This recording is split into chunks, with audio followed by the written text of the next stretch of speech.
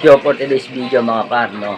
Siyempre, may bagyo, taglamig, at isa pa, bare months na, di ba, no? Siyempre, ang masarap na ulam ngayon, yung may mga sabaw-sabaw, diba?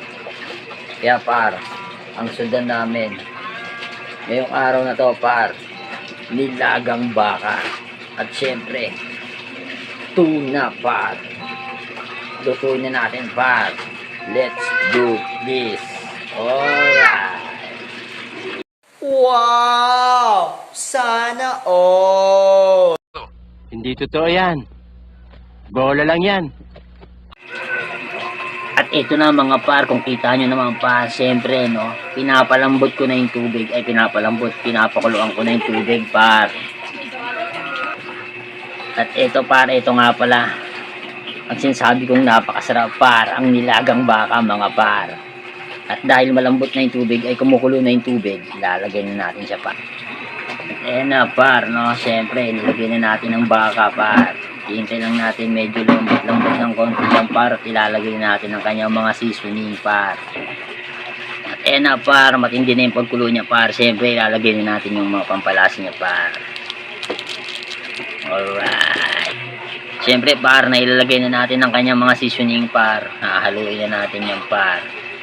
Kita nyo naman par, nilagang baka, napakasarap par. Wait nyo yung tuna ha, lulutuin natin. Alright par, diba solid. At syempre par, no, para lalong sumarap yung ating nilagang baka par, lalagyan natin yan ng isang buong manok par. Ito na.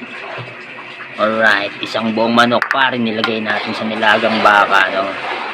Talaga naman napaka-solid niyan par. Nilagang baka na may buong manok pa par. At ayan na par, no, yung nilagang baka natin par, nahango na natin par. Yung tuna naman par, Baliw ka yata! alam ko na yung kawali natin, papainitin ko na para sa ating tuna par.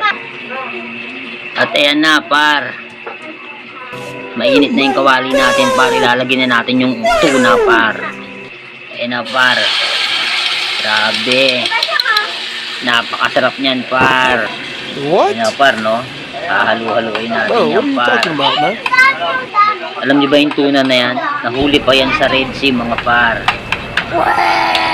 Kaya sobrang fresh yan par, napakasarap. Grabe par, napakasarap ng tuna. At hanggang dito na lang tayo par. Peace out. Salamat.